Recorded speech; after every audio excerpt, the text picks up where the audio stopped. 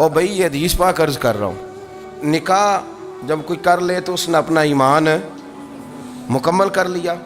اس کا معنی یہ ہوا کہ آپ کا ایمان محفوظ ہے اس کی موجودگی میں، تو اس سے زیادہ بھی یعنی ایمان سب سے قیمتی چیز ہے نا، تو اس کے محفوظ ہونے کی وجہ حضور نے نکاح بیان کر دی۔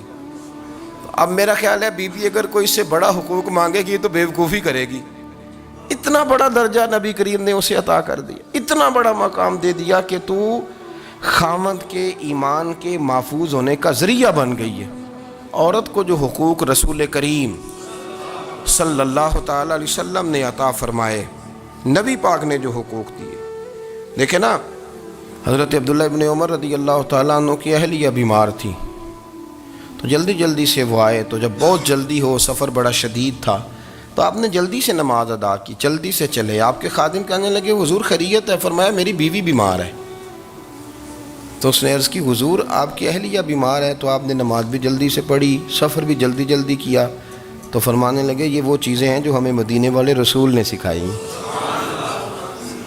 آپ اس کیفیات کو سمجھیں کہ حضور صلی اللہ علیہ وسلم نے درس دیا۔ اور پھر ایک اور بہت بڑی بات، یہ فضیلت کسی اور کو نہیں دی، جو عورت کو حضور نے فضیلت دی، یہ فضیلت کسی اور کو نہیں دی۔ کبھی حضور نے فرمایا کہ تمہارا ابا تمہارے ساتھ بہت سخت رویہ کرے تو تم نے اس کو اس سختی پر داد دینی ہے؟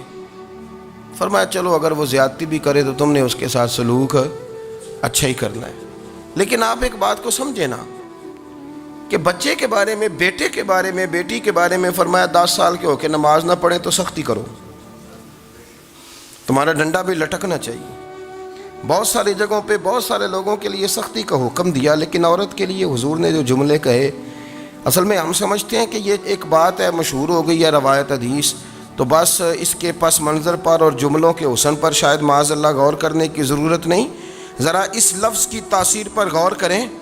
حضور نے فرمایا عورت ٹیڑھی پسلی سے پیدا کی گئی ہے، یہ ٹیڑھی ہے، اس کو سیدھا کرنے کی کوشش کرو گے تو ٹوٹ جائے گی۔ تو حضور پھر ہمارے لیے حکم کیا ہے؟ فرمایا جیسی ہے تم اسی کے ساتھ نبھا کرو۔ آپ سمجھیں کہ اتنا محفوظ حضور نے درجہ دے دیا بی بی کو، اتنا محفوظ کہ فرمایا غلطی بھی ہو تو میرے غلاموں تم اس کے ساتھ نبھا کرو، گزارا کر لو۔